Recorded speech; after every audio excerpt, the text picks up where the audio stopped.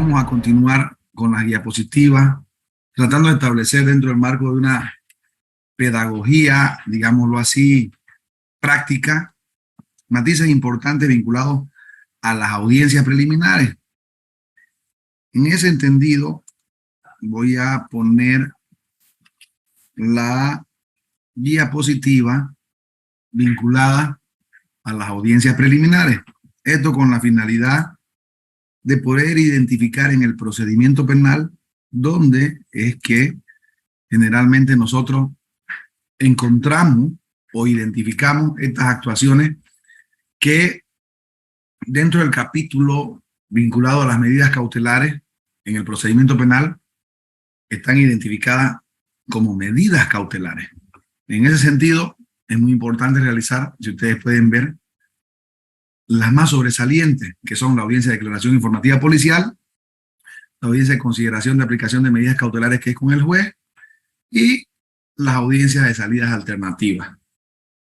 Cada uno de estos institutos procesales tiene una característica vinculada a un debido proceso y generalmente, en teoría, tienen esa posibilidad de darle a conocer al imputado constitucionalmente lo que tendría que respetar el Estado para poder concederle ese derecho a ser procesado de forma lícita y bajo ese marco de los derechos y garantías constitucionales a los que siempre hacemos referencia al momento de utilizar una fundamentación.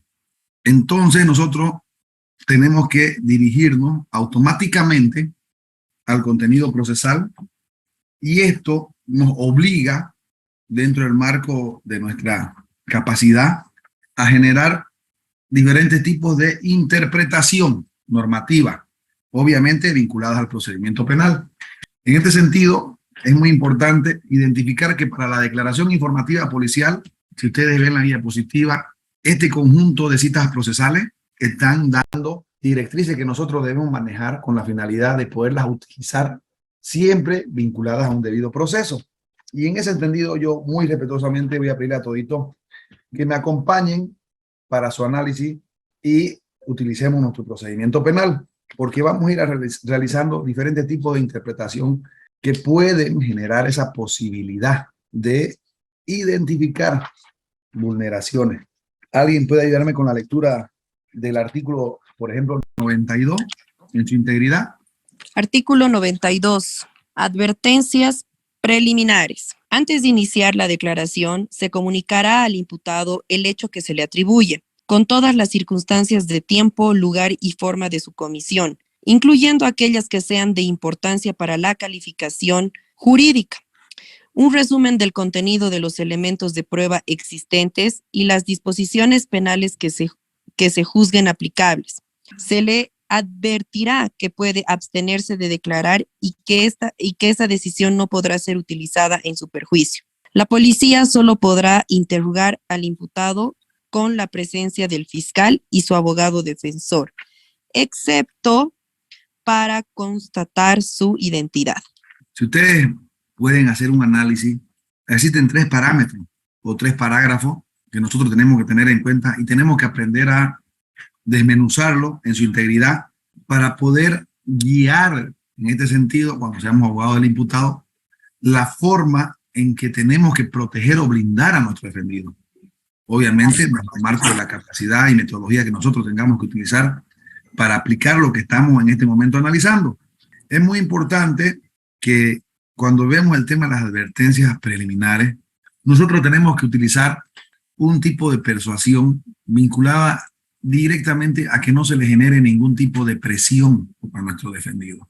No se olviden que la declaración informativa policial está vinculada a un mecanismo de defensa y este mecanismo de defensa en ningún momento puede ser utilizado en nuestra contra. Es más, si nos vamos, por ejemplo, a una figura de procedimiento abreviado y hacemos el análisis de las formalidades que se deben cumplir, en ningún momento el procedimiento abreviado establece que su fundamentación tiene que basarse en el reconocimiento del hecho para que él pueda ser beneficiado con una sentencia lo más favorable posible. Ya es cierto y evidente que debe existir una voluntad que tiene que estar expresada a través de un acuerdo, pero eso no significa que la base esencial de esa sentencia únicamente esté asentada en ese único elemento.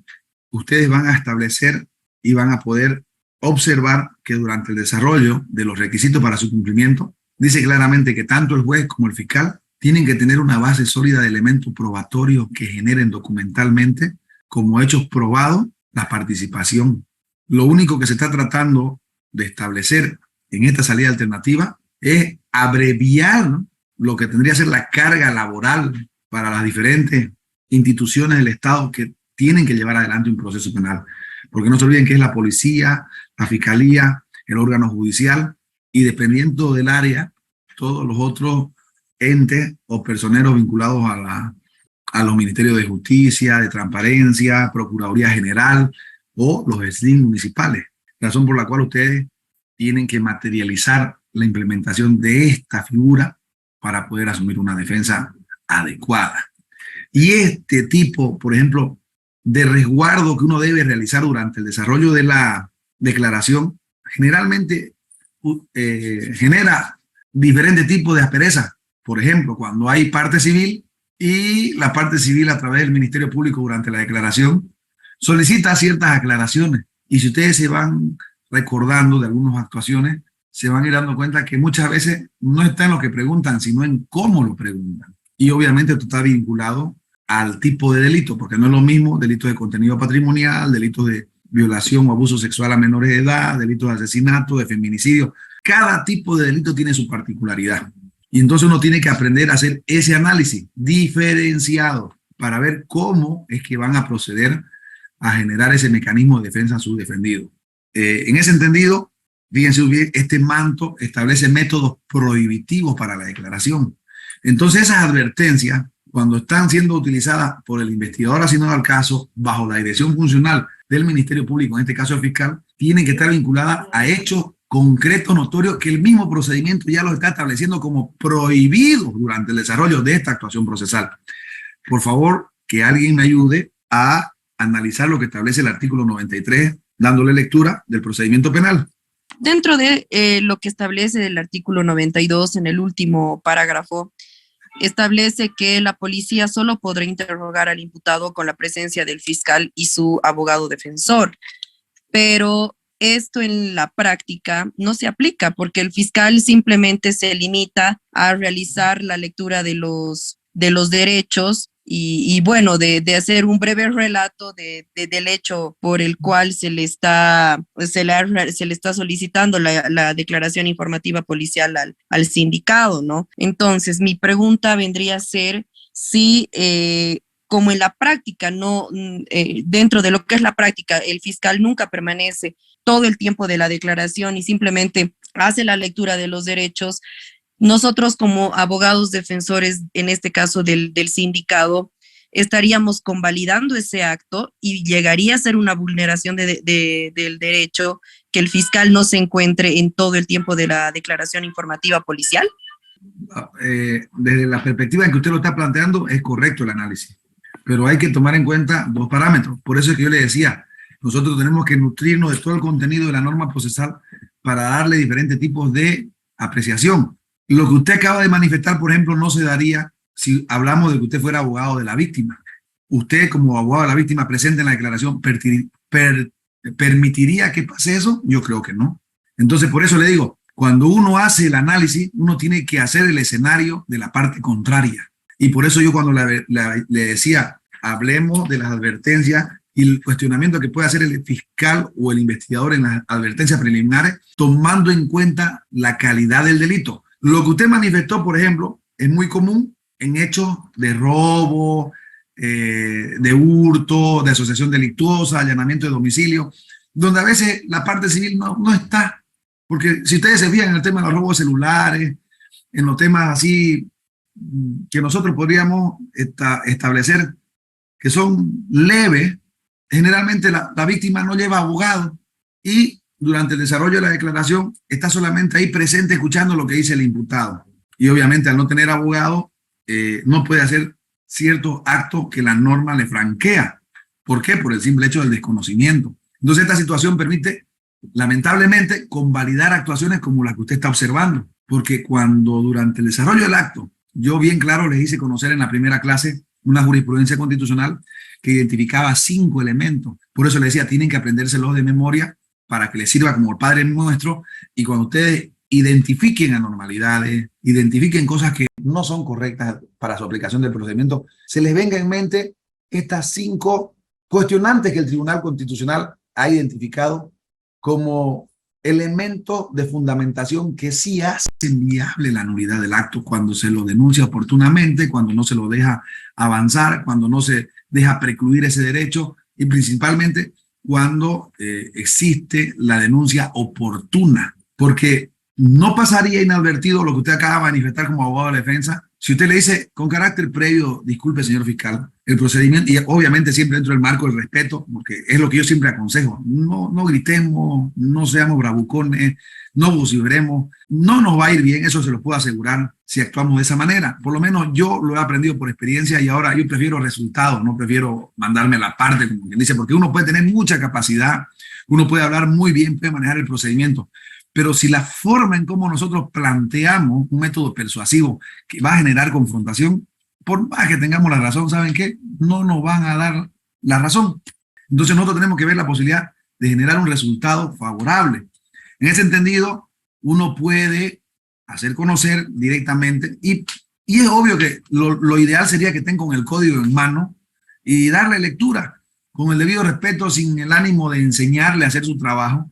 Pero una de las garantías constitucionales vinculadas al debido proceso está el cumplimiento a la legalidad. Y en ese entendido, el artículo 92 identifica cómo debe llevarse adelante el desarrollo de una declaración. Motivo por el cual, muy respetuosamente, nosotros, señor fiscal, le pedimos que esté presente, analice y tome en cuenta todo lo que se vaya a ir diciendo vinculado a sus elementos probatorios, porque es necesario que el Ministerio Público analice los descargos que vaya a realizar en su declaración al imputado, porque es un mecanismo de defensa que la Constitución dice que debe dársele esa valoración. Ya nadie puede utilizar su declaración en su contra.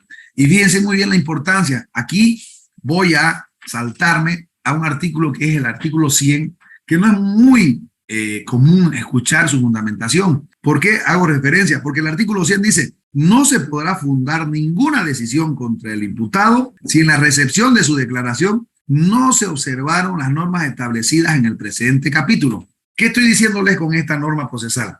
Que precisamente las cuestiones que nosotros vamos a observar durante el desarrollo del incumplimiento de cualquier cita procesal, ya el artículo 100 está diciendo que es un mecanismo que no puede generar ninguna decisión contra el imputado. Y obviamente una imputación formal, a ver, díganme si no es una decisión contra el imputado, porque ya se le está atribuyendo la comisión de un hecho ilícito. Entonces, bajo esa percepción, nosotros tenemos que generar la fundamentación aplicando el procedimiento. Por eso es que yo he identificado estas citas legales, ya, estas 9 citas legales, con la finalidad de que a momento de que uno esté presente en la declaración informativa policial, nosotros le demos un uso adecuado que pueda generar la posibilidad de incidentar la nulidad oportunamente en el hipotético caso que no se cumplan estas formalidades.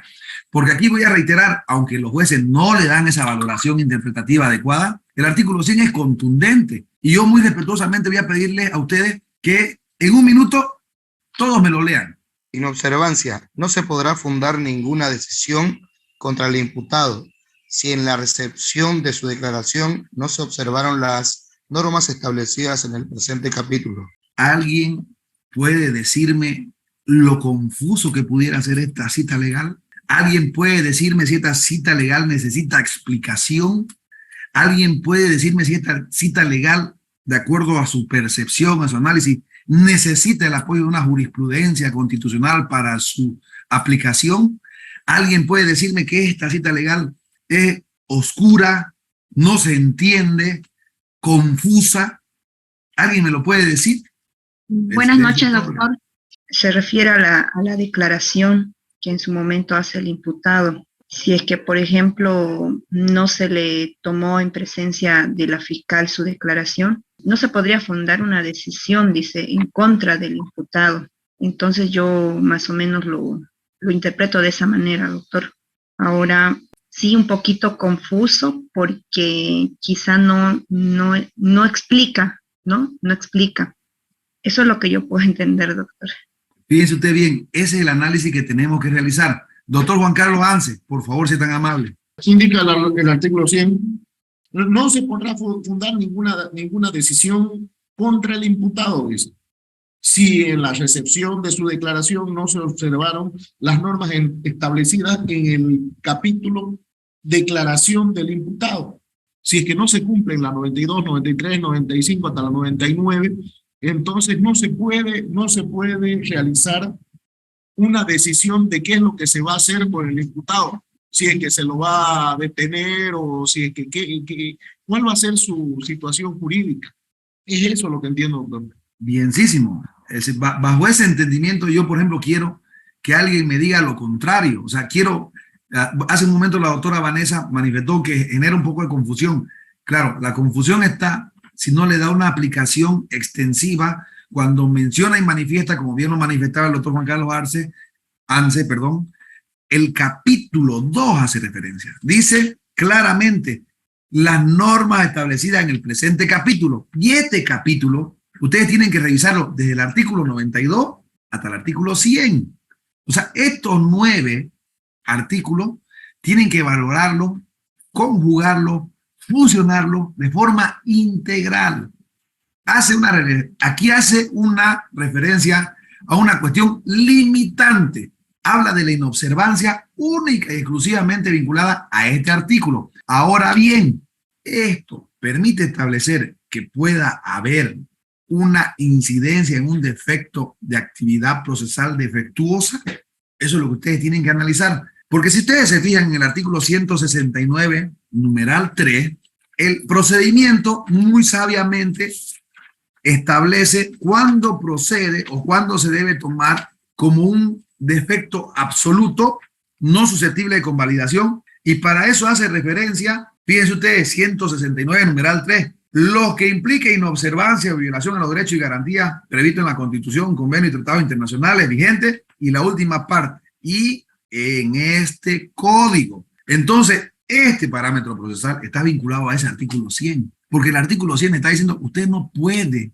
Ahora, muy bien, si esta cuestión la vinculamos y digamos que en nuestra calidad de abogados de la víctima pretendemos confundir al fiscal o al juez diciendo que sería un defecto relativo y no un defecto absoluto, que podría ser saneado conforme al artículo 168, que es una corrección, eso depende de nuestra habilidad. Por eso es que primero nosotros tenemos que conocer el problema para ver cómo nosotros podríamos sanear ese problema. Porque esta arbitrariedad que causa nulidad, ojo, no tendría la finalidad de generar, y en esto siempre voy a ser reiterativo, impunidad. Un acto mal realizado, un acto nulo, tiene la finalidad de ser saneado para que no existan vulneraciones o agravios en el incumplimiento a estas citas procesales legales.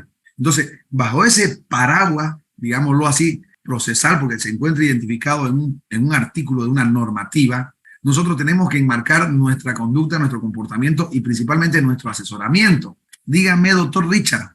Buenas noches, doctor. Y en este capítulo habla sobre la declaración del imputado, del denunciado. Y conforme al artículo 100 hace referencia a la inobservancia de cualquiera de estos, de la aplicación del presente artículo, dice, ¿no?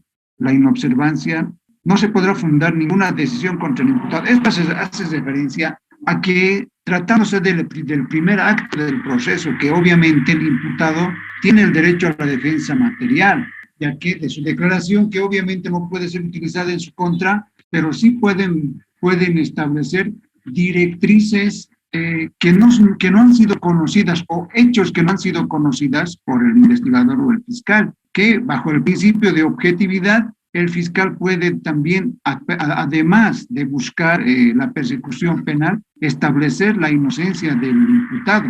Es así que ante su inobservancia y que no se haya tomado en cuenta, por ejemplo, el registro de la declaración del imputado, el desarrollo de la declaración, y es más, si en caso de que se haya prestado la declaración sin el abogado defensor, pues es una vulneración por esta inobservancia al debido proceso, a la defensa material y técnica desde el inicio del proceso. Por lo tanto, su inobservancia estaría pues viciado de nulidad porque es un defecto absoluto, ya que se estaría vulnerando los derechos y garantías del imputado, esto en relación del derecho a la defensa.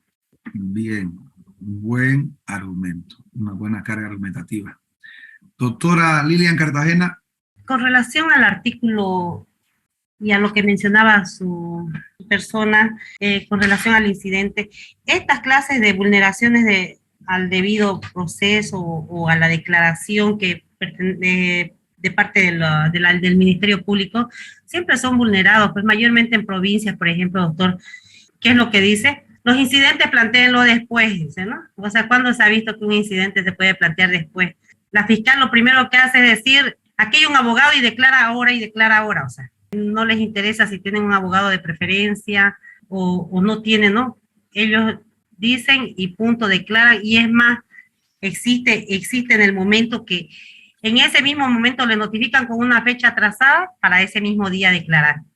Entonces no le dan el espacio suficiente y la verdad recaería en plantear un incidente, como usted lo acaba de mencionar, pero también en provincia existe, doctor, que cuando uno quiere plantear el incidente, el juez que dice, los incidentes después, o sea, entonces ¿para qué son? ¿No son de previo pronunciamiento, doctor?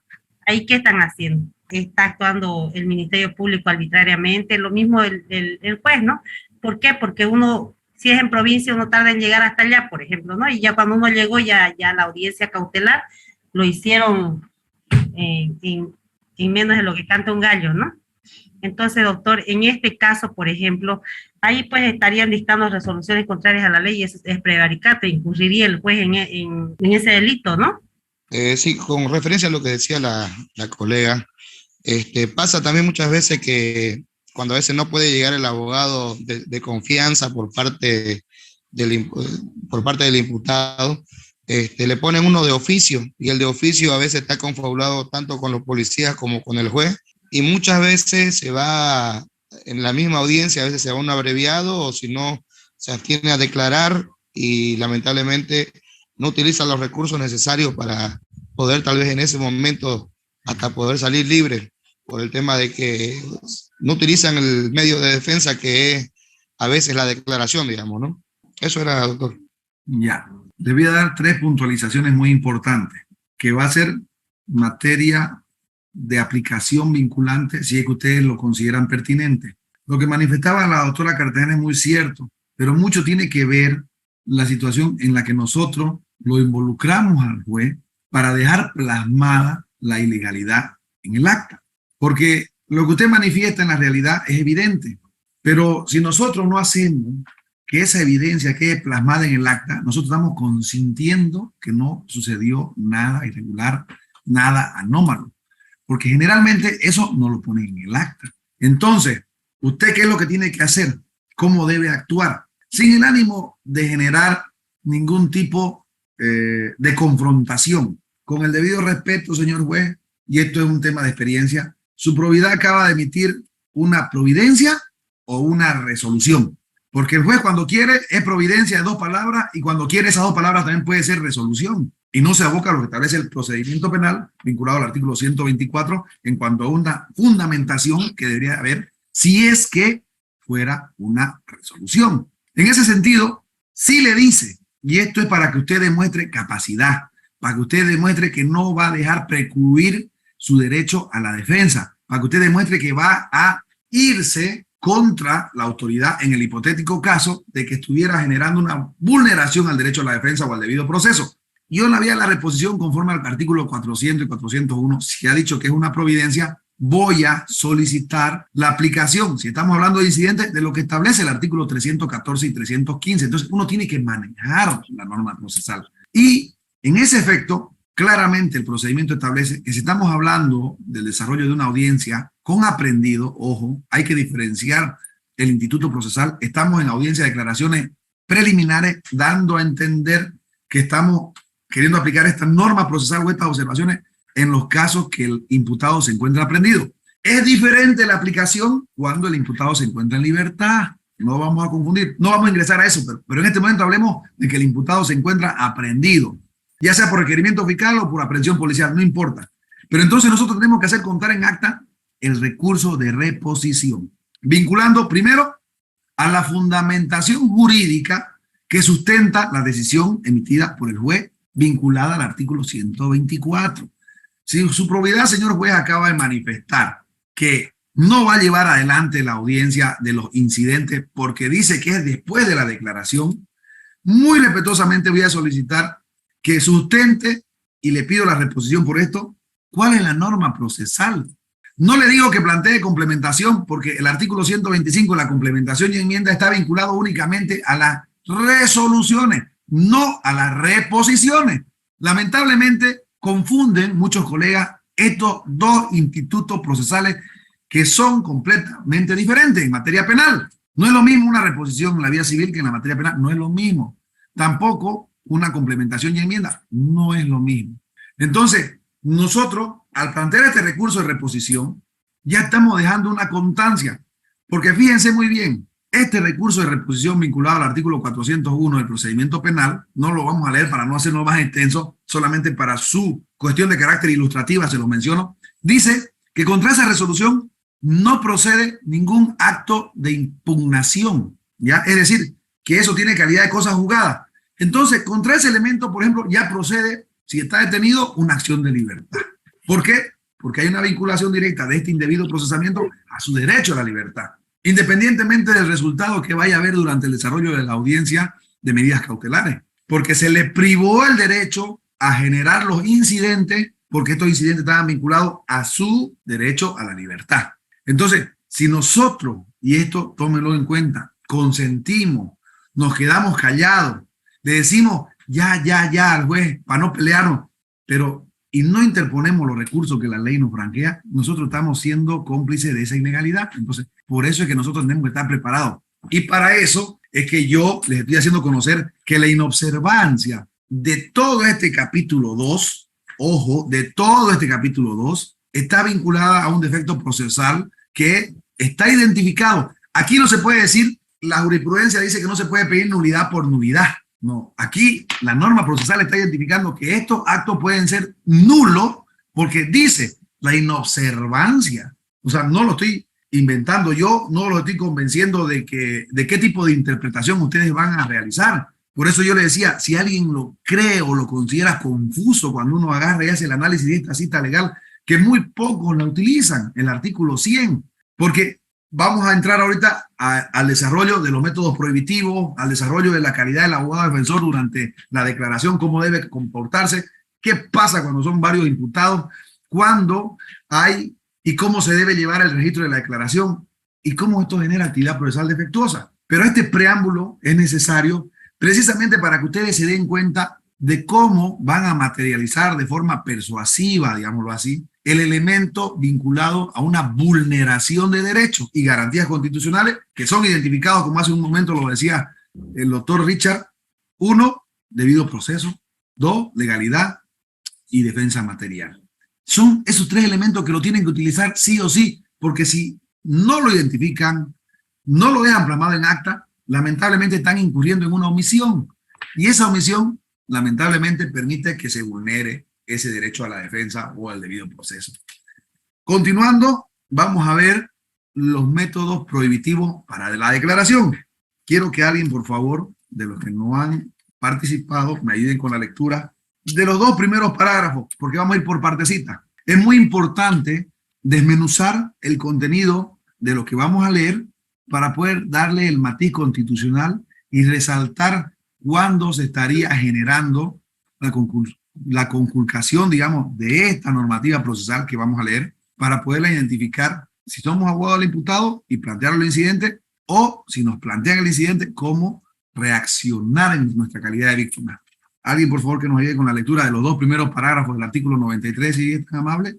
Artículo 93. Métodos prohibidos para la declaración. En ningún caso se exigirá juramento al imputado, ni será sometido a ninguna clase de coacción, amenaza o promesa, ni se usará medio alguno para obligarlo, inducirlo o instigarlo a declarar contra su voluntad, ni se le harán cargos tendientes a obtener su confesión. La declaración del imputado, sin la presencia del fiscal y su abogado defensor, que contenga una confesión del delito, será nula y no podrá ser utilizada en el proceso, sin perjuicio de la responsabilidad administrativa de quienes la reciban o utilicen. Si por la duración del acto se notan signos de fatiga o falta de serenidad en el imputado, la declaración será suspendida hasta que ellos desaparezcan. En todos los casos, la declaración del imputado se llevará a cabo en un lugar adecuado. Ahora, haciendo el análisis de cómo se abre el paraguas para poder identificar métodos prohibitivos. El simple hecho de una fatiga o una incomodidad del imputado será un método prohibitivo según el procedimiento penal. ¿Alguien puede responder? Doctor Freddy Díaz. Doctor Winter, ¿cómo está? Buenas noches.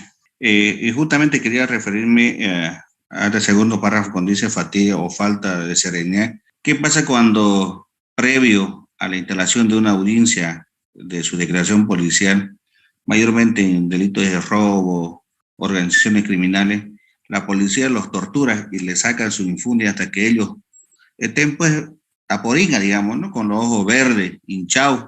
Y aún así, doctor, con esos ojos hinchados, todo torturado, la fiscalía le toma declaración en presencia de su abogado.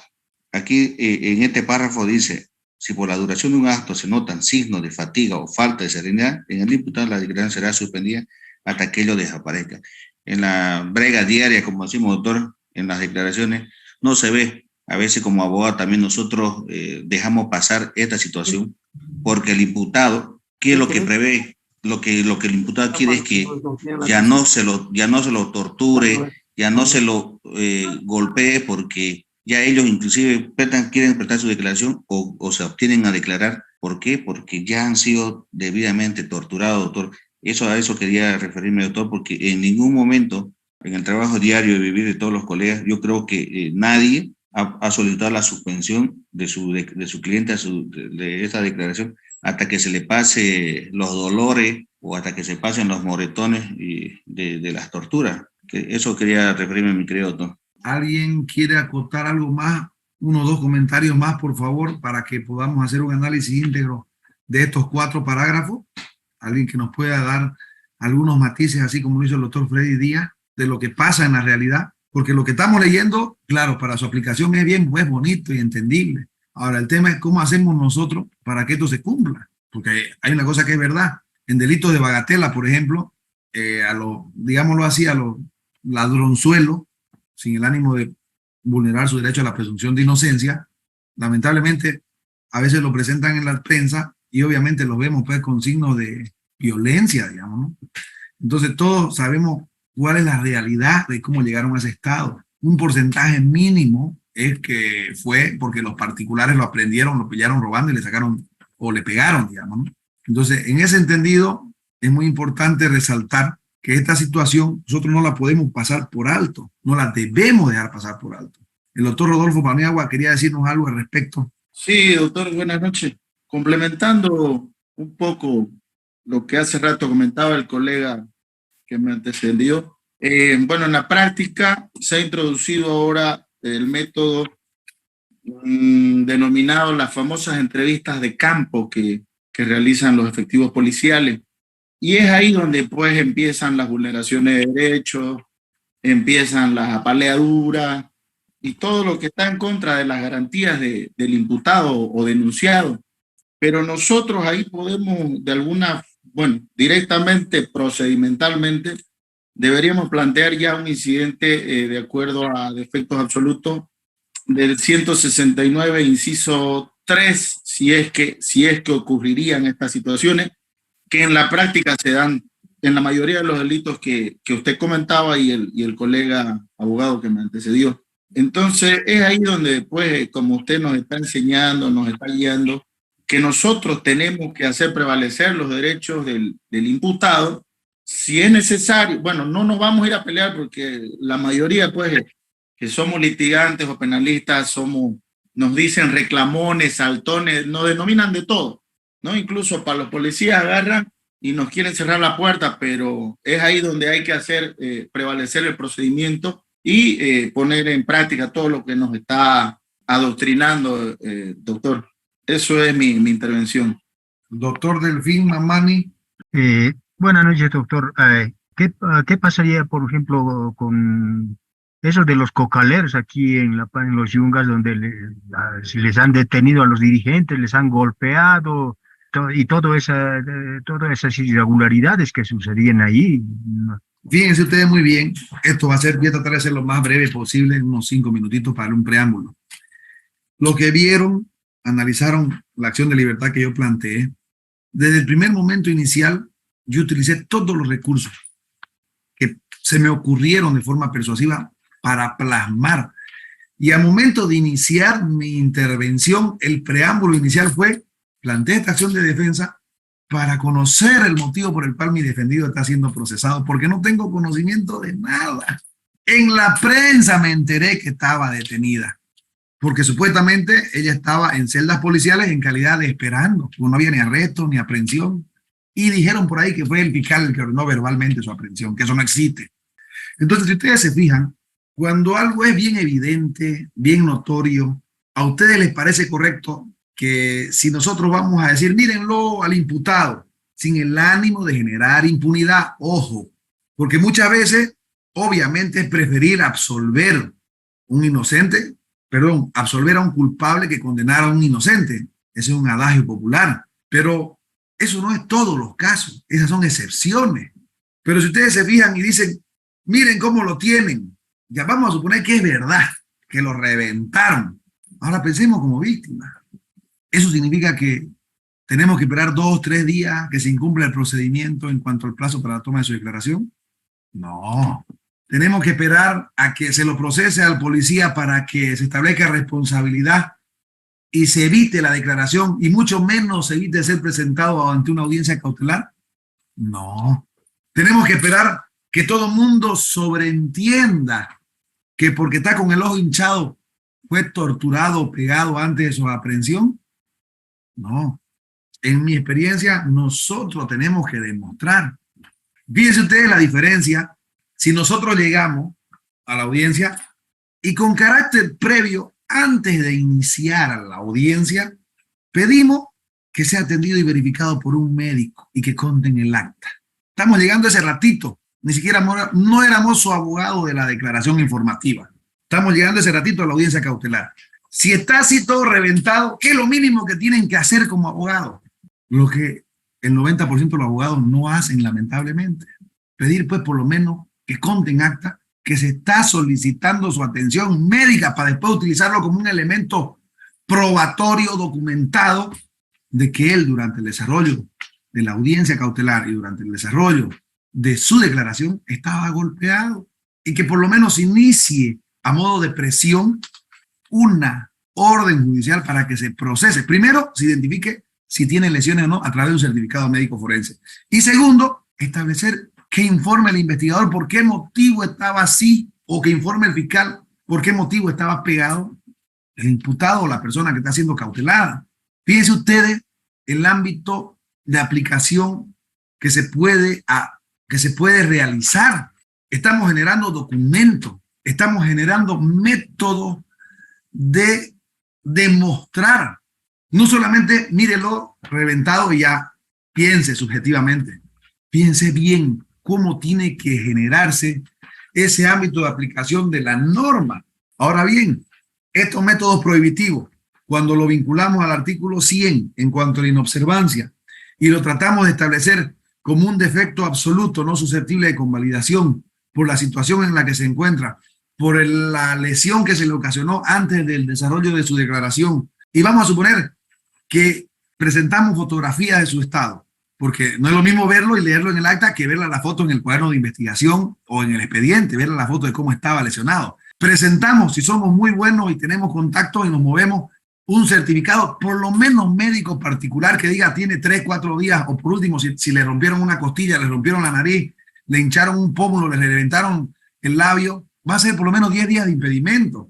Si ustedes llegan con un certificado particular, ¿será que el juez no tiene la obligación de valorar esos documentos? O sea, ahí ustedes, utilizando los mecanismos procesales que estamos analizando, tienen la oportunidad de arrinconarlo al juez. fíjense muy bien, dentro del ámbito competencial legal, porque eso sí puede ser susceptible de convalidación, porque no va a generar impunidad. Y en el hipotético caso que se resuelva anular, tiene que volvérselo a realizar el acto, pero ya no en esas condiciones. ¿Entiende? Entonces, bajo esos parámetros, nosotros tenemos que identificar, si vamos a asumir la defensa del imputado, cómo probamos con otros elementos que nosotros generemos durante el desarrollo de los actos investigativos en las audiencias preliminares. Estamos hablando de 24 horas. ¿Ya? Entonces yo le estoy pasando a ustedes la información. Pidan al juez su verificación médica.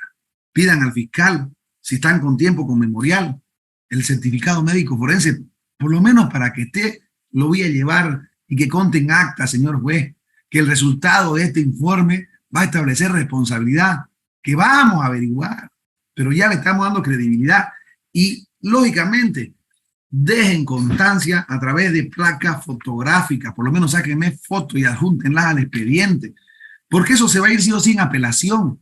Y en apelación, cuando el tribunal vea el estado de lesión que pudo haber tenido el imputado, ¿ya? Puede ser que genere la convicción de que sí hubo una inobservancia, pero si lo lee y no lo ve, yo no creo que le dé en lo más mínimo un tema de imaginarse. Entonces, bajo ese contexto, nosotros tenemos que ser persuasivos al momento de aplicar estos métodos de interpretación que a la vista de esta cita procesal es prohibitiva. Y ojo, estamos hablando de lo más grave, ¿no? Porque aquí hace mención aún solo de la fatiga. Entonces, nosotros para incidentar tenemos que utilizar todo este conjunto de armas, digámoslo así, o de herramientas que el procedimiento nos otorga. Bien lo decía el doctor Freddy Díaz, la observación es oportuna, pero el solo hecho de que esté ahí sentado, sangrando incluso, digamos, imagínense de la peor forma, no genera pues que el juez al mirarlo vaya a anular. Si la defensa no es adecuada, no tiene argumentos consistentes, no establece lo que yo les enseñé en la primera audiencia, los 5 elementos que generan nulidad, entonces no esperen que anule el acto. ¿Por qué? Porque el juez no puede actuar según doctrina y según el principio de iura nobis curia de manera ultrapetita. No puede ir más allá de lo que no le piden. Si bien rige el principio de favorabilidad, si bien rige el principio de presunción de inocencia, es aquí donde tenemos que nosotros hacer ver la ponderación de derechos.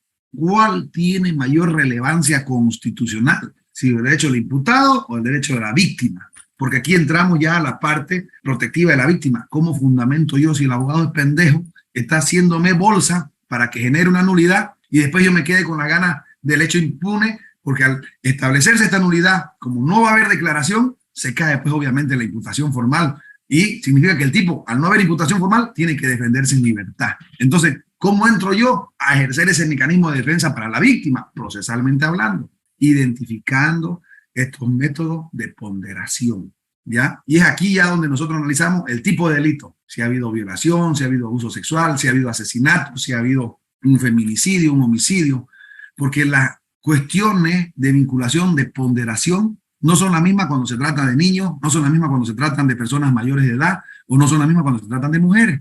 Entonces, bajo esa perspectiva de género, nosotros tenemos que aprender a fundamentar, identificando y calificando a los sujetos procesales en su ámbito competencial. Ahora bien, es muy importante, para concluir este tema del método prohibitivo, que cualquier elemento de estos observados que hemos dado lectura, si son evidentes, saben cómo ustedes la subsanan o cómo convalidan el acto. Mucho, producto de este artículo, al momento de terminar la audiencia de declaración, dice, ¿tiene algo más que agregar?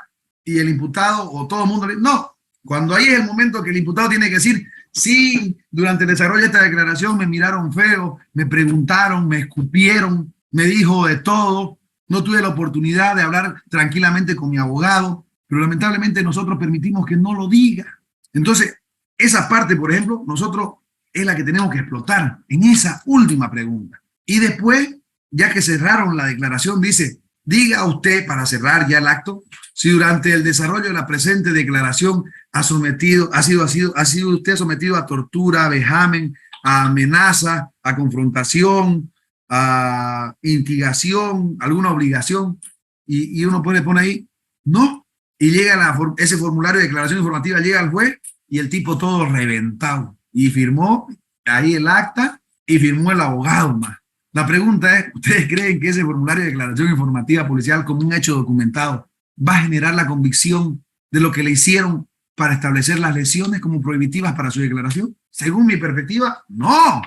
¿Por qué? Porque hemos consentido el acto, cuando contrariamente nosotros teníamos la obligación de decir, sí, me pegaron, me hicieron esto, me preguntaron esto. Obviamente pues el policía de ese rato no va a transcribir todo eso, pero por lo menos demos la oportunidad que el juez, al momento de revisar el documento, vea que sí ha habido agresiones por parte de la identificación que vaya a ser la persona. Ahora muchos me dirán, pero doctor, si nosotros hacemos eso y ordenan nomás la detención preventiva, allá adentro lo van a reventar. Claro, eso es verdad, pero es ahí donde nosotros también aplicamos la percepción de cómo resguardar su integridad. Porque mucho tiene que ver cuando ustedes fundamentan el hecho, señor juez, con todo el debido respeto. Hacer la denuncia de estos actos ilegales va a generar una reacción de los policías o de los funcionarios vinculados a su custodia, ya sea en la carceleta o en el lugar de su detención. Y estamos poniendo en peligro la vida del imputado. Entonces, nosotros queremos dejar constancia que todos estos métodos prohibitivos para la declaración, y así tienen que ponerlos expresamente mencionados para identificar el agravo, se lo estamos haciendo conocer de forma oportuna sin consentir ni convalidar el acto. Aunque parezca muy técnico, tenemos la obligación y necesidad de utilizar estas palabras para que nosotros podamos posteriormente presentar acciones de defensa, si es que en apelación no se nos da la razón. Entonces, en ese contexto, para concluir esta cita procesal, es muy importante que nosotros mínimamente tengamos en mente, cuando vamos a ver un delito de violación, un delito de violencia familiar, un delito de asesinato o un delito de robo agravado, estos elementos que pueden ocasionar que el imputado esté sujeto a tortura, a flagelo, a lesiones. Ya uno más o menos tiene la perspectiva. Y ahora aquí viene una pregunta de carácter lógico. ¿Ustedes creen que le van a pegar a un imputado si es que hay el delito de amenaza? ¿Ustedes creen que le van a pegar a un imputado que ha sido detenido por conducción peligrosa pero que no ha causado ningún daño a nadie? Entonces, por eso es muy importante dejar establecido la calidad de los sujetos procesales, identificando la diferencia de los tipos penales. O la diferencia, en este caso sería la diferencia de los hechos sujetos a investigación. Porque no se olviden, la Fiscalía no investiga delitos. La Fiscalía y la Policía investigan hechos que por su naturaleza se adecúan a un hecho ilícito identificado como delito. Son los hechos que el tribunal o los jueces tienen que después valorar como elementos que estén vinculados a hechos ilícitos o delictuales, dentro de los tipos penales que ya nosotros conocemos en teoría o doctrina. Para pasar a la segunda parte, vámonos por favor al artículo 94. Y esto es muy importante también que lo podamos nosotros resaltar, porque ya viene a estar vinculado, aunque ustedes no lo crean, inclusive a todas las áreas del derecho, civil, familiar, laboral, a todas las áreas del derecho. Porque es la única parte donde se puede establecer una labor concreta, ideal, efectiva para el marco de lo que tendría que ser asumir una defensa. Entonces, bajo ese concepto, una cosa muy fundamental, antes que se me pase, que te los quiero transmitir, al momento de establecer lo que tiene que ser doctrina legal aplicable, que son la emisión de autos supremos por el Tribunal Supremo de Justicia, producto de los recursos de casación, está únicamente vinculado al artículo 420 del Código de Procedimiento Penal, que esta cita procesal dice que esa doctrina legal aplicable, ojo, no es jurisprudencia, es doctrina legal aplicable. No confundan los términos. Debe ser vinculante a estos procesos.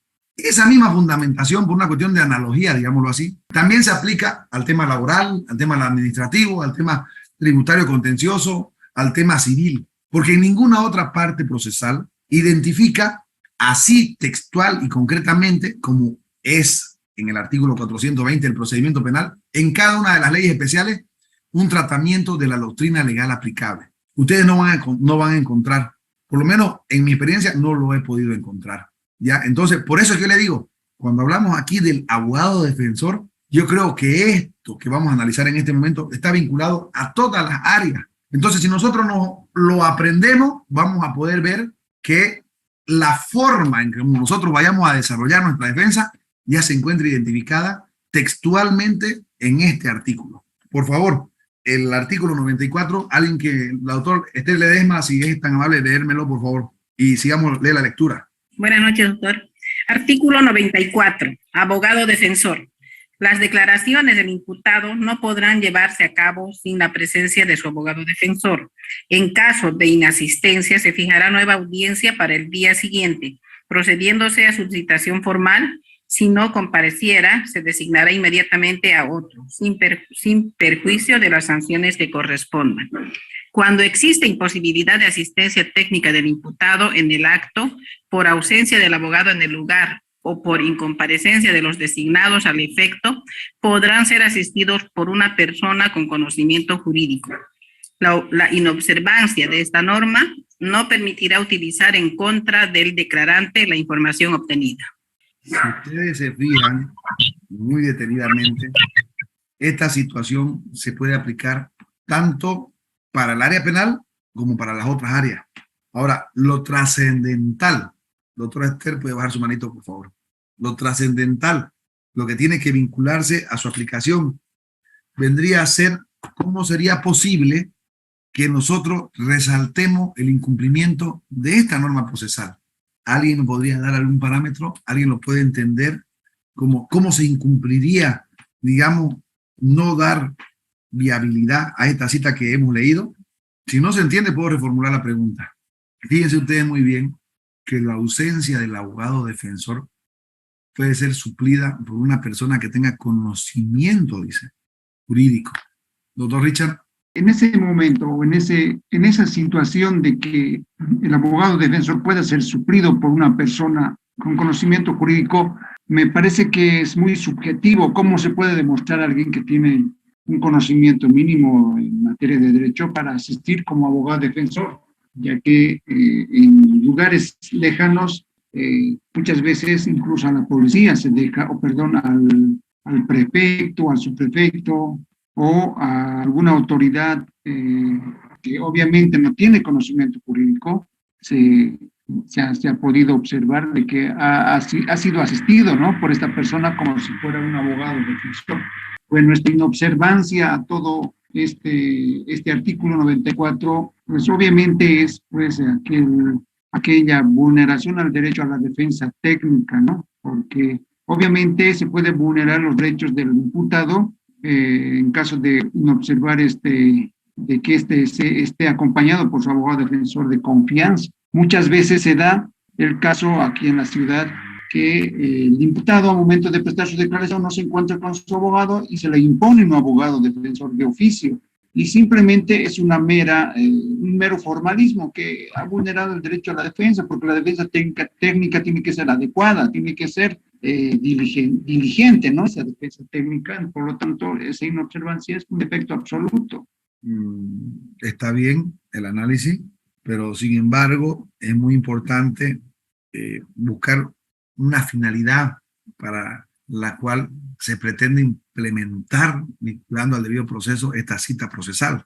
Y en ese contexto, lo que nos está diciendo acá es que bajo el manto del derecho a la defensa, si la persona que está siendo sujeta a un proceso no tiene abogado, el Estado tiene la obligación de proporcionarle uno. Aún así, en el hipotético caso de que no exista un abogado, puede el Estado o la autoridad competente proporcionarle una persona que tenga conocimiento jurídico. Esto con la finalidad de que alguien asuma la defensa, ¿ya? Y él sea sujeto a un debido proceso y no así a una cuestión dictatorial directa, ¿ya? Razón por la cual esta situación, para que prevalezca, tiene que ser expresa y tiene que contar en algún documento.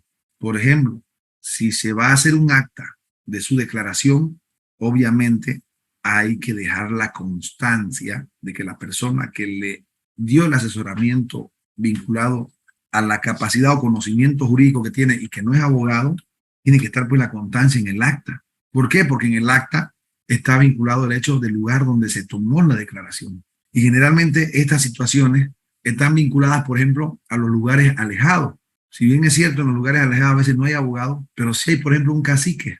Si hay una persona que está vinculada a una junta vecinal, si hay un encargado de una OTB, una organización territorial de base, porque en todos los lugares donde hay autoridad, ojo, tiene que tenerse presente que estamos hablando ante una autoridad competente, porque no vamos a hablar que tienen que ponerle abogado defensor en el desierto cuando va a estar sujeto a ninguna autoridad, digamos. O sea, seamos consecuentes en el aspecto del escenario en el cual tenemos que involucrarnos. Sí o sí tiene que haber policía, sí o sí tiene que haber fiscalía, sí o sí tiene que haber juez. Si no hay esas autoridades, ¿cómo puede? Entonces no le hace falta abogado, no le hace falta una persona con capacidad y conocimiento jurídico. Entonces, este aspecto tiene que estar vinculado precisamente al lugar ya donde se lo encontró, siempre y cuando haya jurisdicción y competencia de autoridades a las cuales estamos haciendo referencia.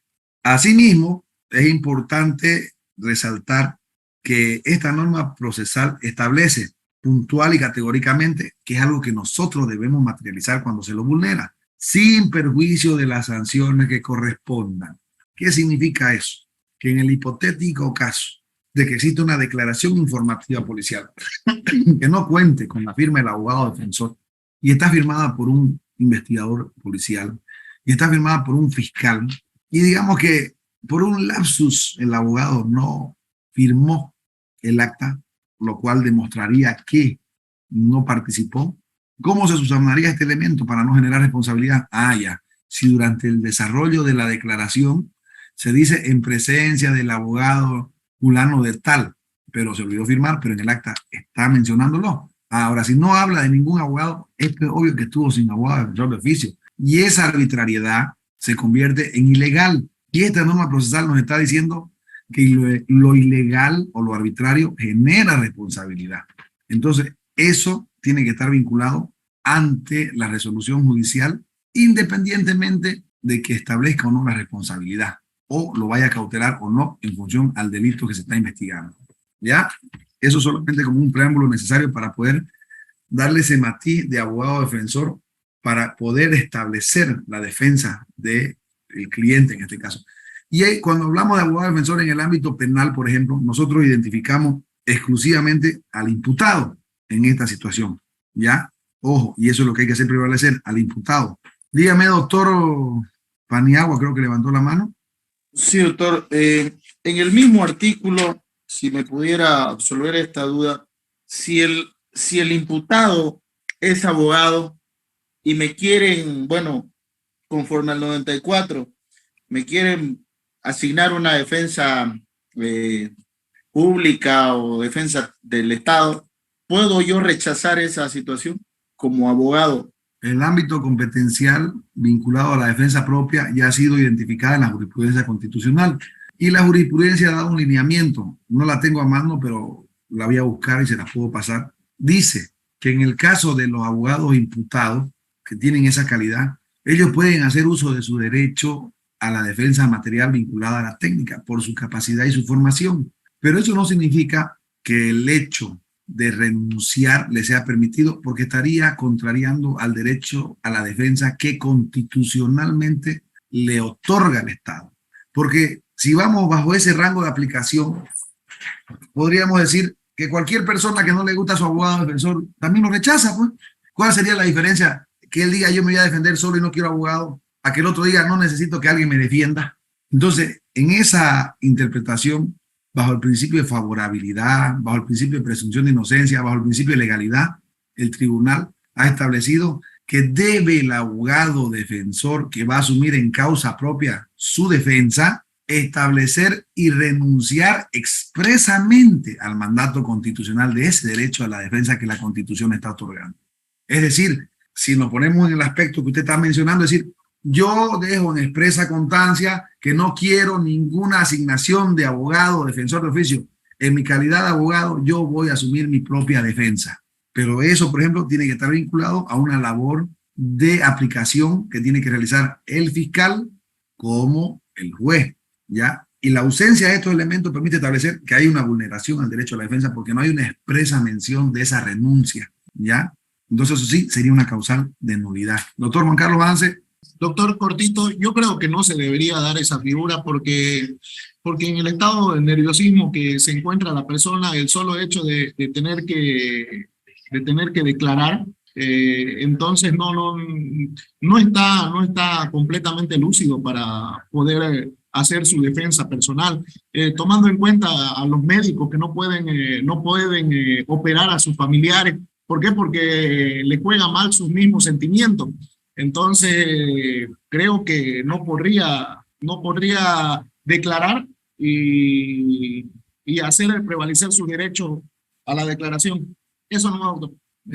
Es excelente, se respeta su posición, es válida, es el juez el que va a definir, pero si usted hace esa fundamentación durante el desarrollo de una declaración, es una cuestión de carácter subjetiva. Ya vamos a suponer que son dos imputados y usted es el abogado de uno de los dos imputados y el otro abogado es abogado y dice yo renuncio. Y usted le dice con carácter previo, señor juez, yo creo, y hacemos mención a todo lo que acaba de manifestar, por tanto, quiero que se le asigne abogado defensor de oficio obligatoriamente. Y ahí va a saltar la víctima y va a salir con la jurisprudencia constitucional que yo le hice conocer y va a pedir que se readecue el procedimiento. Entonces va a decir, yo lo que quiero es que se dé aplicación a lo vinculante y de cumplimiento obligatorio conforme lo establece el artículo 203 de la Constitución y se deje expresa mención de que él está renunciando voluntaria y sin ningún tipo de presión a su defensa técnica, porque no se olviden que en el procedimiento penal hay la defensa técnica y la defensa material, si no me equivoco en el artículo 8 y 10, o 8 y 10, por ahí está, 9 o 10 del procedimiento penal, habla de la defensa técnica y de la defensa material. Entonces, bajo ese precepto, ya es el juez el que va a definir, pero en mi criterio prevalece la jurisprudencia porque es una cuestión de interpretación que la Constitución dice que se debe aplicar y que es vinculante y deja a un lado nuestras apreciaciones que para lo judicial serían cuestiones de carácter subjetiva si es que no amparan algún argumento jurídico vinculado a una norma procesal. Doctora María René. Al respecto, doctor, la sentencia constitucional plurinacional 0862-2018 S1 dice que el imputado que sea abogado puede ejercer su defensa en causa propia siempre y cuando tenga las condiciones y la especialidad para hacerlo. Voy a leer rapidito una partecita que es la parte más relevante, que dice, bajo este entendimiento se consagra el derecho a la defensa técnica como un derecho irrenunciable. Corresponde entonces, en base a las disposiciones legales desarrolladas, analizar sobre la defensa técnica cuando el imputado o imputada sea abogado o abogada titulado y autorizado legalmente para ejercer su profesión y decide asumir su defensa en causa propia, para lo cual, si bien la norma constitucional no prevé de manera específica este supuesto, empero, si la normativa internacional que forma parte del bloque de constitucionalidad por mandato del artículo 410, parágrafo 2 de la Constitución Política del Estado, cuando refiere que el inculpado puede defenderse personalmente o ser asistido por un defensor de su elección. Asimismo, el Código de Procedimiento Penal proclama la defensa técnica que tiene todo imputado de ser asistido y defendido por un abogado desde el inicio hasta la conclusión del proceso, lo cual conlleva como lógica consecuencia que el profesional abogado imputado dentro de un proceso penal, si cuenta con las condiciones y la especialidad para ejercer su defensa por sí mismo, puede hacerlo en causa propia, ya que de igual manera se estaría cumpliendo con la garantía constitucional de la defensa técnica. Entonces, como ustedes pueden observar del análisis a la lectura que acaba de dar la doctora, a la jurisprudencia vinculante de cumplimiento obligatorio, en mi entender, cualquier tipo de apreciación no tendría un equilibrio o una similitud de ponderación, a no ser que sea otra jurisprudencia constitucional. Y en el hipotético caso de que existiera una del año 2002, 2003, porque a veces aparecen una que uno no conoce, y diga lo contrario, entonces es el juez, bajo el control jurisdiccional, que tiene la posibilidad de ingresar a hacer el análisis para realizar una determinación vinculada a lo más favorable, dice uno de los principios de favorabilidad para el imputado en su aplicación. Entonces, para concluir este temita de la defensa en causa propia, creo y considero que para no generar esa vulneración o no inducir a la ausencia de la defensa técnica, necesariamente debe existir una renuncia expresa por parte de la persona que va a asumir la causa propia en su defensa. Más aún, ojo, la interpretación que ha nombrado la doctora está vinculada directamente a la defensa del imputado. Fíjense ahora el escenario contrario, y esto solamente para análisis, no vamos a ingresar al fondo. ¿Qué pasa si la víctima es abogado? Entonces, ¿cuál sería la situación? ¿Cómo tendría que aplicarse de ese derecho? Necesariamente tendría que buscarse un abogado. Bien. Entonces, ese es otro parámetro de análisis que no vamos a ingresar ahora porque no estamos hablando de la declaración de la víctima, estamos hablando de la declaración informativa del imputado, pero solamente es un escenario al cual yo se los dejo en tela de juicio para su revisión y análisis y aprendan a hacer esa individualización de sujetos procesales y de actores dentro del proceso. Continuando, vamos a ir ahora avanzando con el desarrollo de la declaración informativa policial, que es el artículo 95. Si alguien es tan amable de darle lectura únicamente hasta el inciso 3. Artículo 95. Desarrollo de la declaración. Se informará al imputado el derecho que tiene a guardar silencio. El imputado podrá declarar todo cuando considere útil para su defensa. En todo caso, se le preguntará: 1. Su nombre, apellido, edad, estado civil, profesión, nacionalidad, fecha y lugar de nacimiento, domicilio real y procesal. 2. Si ha sido perseguido penalmente y, en su caso, por qué causa, ante qué tribunal, qué sentencia recayó y si ella fue cumplida.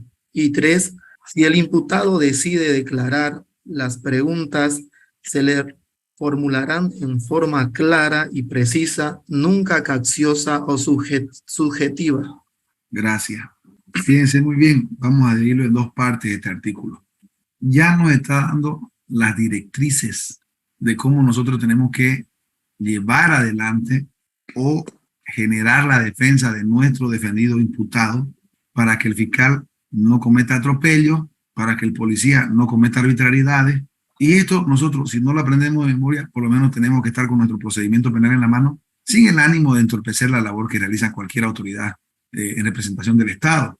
No se olviden que nosotros como leguleyos, digámoslo así, tenemos la obligación, porque nadie se lo sabe, los artículos de memoria en su integridad de todo el procedimiento penal. Creo yo que no existe una persona que se lo sepa. Y si existe, quisiera conocerla, digamos, porque no me lo imagino que se lo sepa de memoria todos los artículos.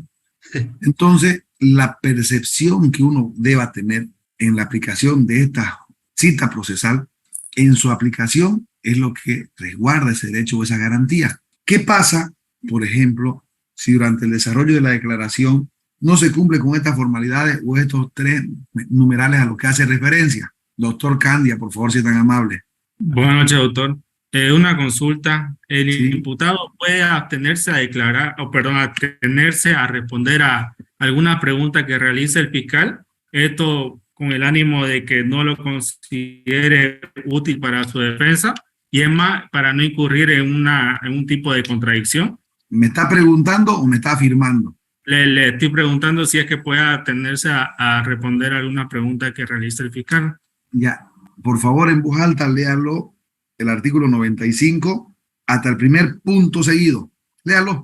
Se informará al imputado el derecho que tiene a guardar silencio. El imputado podrá declarar todo cuanto considere útil para su defensa. Hasta ahí nomás. Excelente. Entonces, ese tipo de interpretación precisamente es el ejercicio que en este momento estamos realizando. A veces cuando uno realiza una lectura un poco rápida, no logra darle un entendimiento material que nos dé la respuesta o una forma de su aplicación durante el desarrollo del acto al cual estamos refiriéndonos. Usted me acaba de preguntar y usted se acaba de responder. No sé si está de acuerdo, porque lo que usted me preguntó, ya el procedimiento se lo respondió. Ahí dice claro, nadie puede declarar en su contra. Entonces, ese precisamente es el ejercicio mental que nosotros tenemos que utilizar como una cuestión de carácter persuasiva. tenemos que lograr generar un entendimiento propio para inducir a la parte contraria a dónde vamos a dirigir, digamos, el desarrollo de estas actuaciones investigativas, tomando en cuenta, ojo, el litigio en audiencias preliminares. Por favor, no es lo mismo que estemos hablando de esta declaración informativa policial si la persona no se encuentra detenida. Yo quiero materializar estos ejemplos porque de esta clase, digámoslo así, si ustedes toman apunte, ustedes pueden realizar un excelente incidente que pueden generar a que el imputado se pueda defender en libertad, ¿ya? Entonces, materialmente hablando, nosotros tenemos que documentar, por ejemplo, lo que usted preguntó, pero para que eso sea considerado válido, tenemos que dejar la constancia documentada a momento de realizar el llenado del acta de la declaración informativa policial. ¿Por qué? Porque el artículo 95 precisamente nos está dando la pauta de cómo se debe desarrollar este acto investigativo, que es denominado desarrollo de la declaración. ¿Se entiende, doctor? Gracias, doctor. Gracias. La segunda parte, por favor, doctor Candia, la puede leer desde el punto aparte, el punto 3. Doctor Winter, tomando en cuenta la pregunta que hizo el colega, que tengo una pequeña duda. Dice efectivamente se informará al imputado el derecho que tiene a guardar silencio. No es la pregunta que se le hace a todo imputado si va a declarar o va a guardar su derecho a el silencio propiamente, ¿no?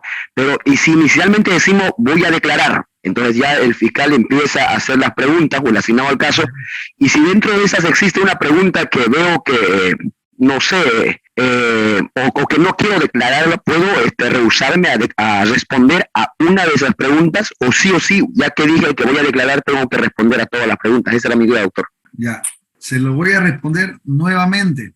Lea desde el punto donde dice guardar silencio, enseguida hasta el otro punto suspensivo, en el comienzo del artículo 95.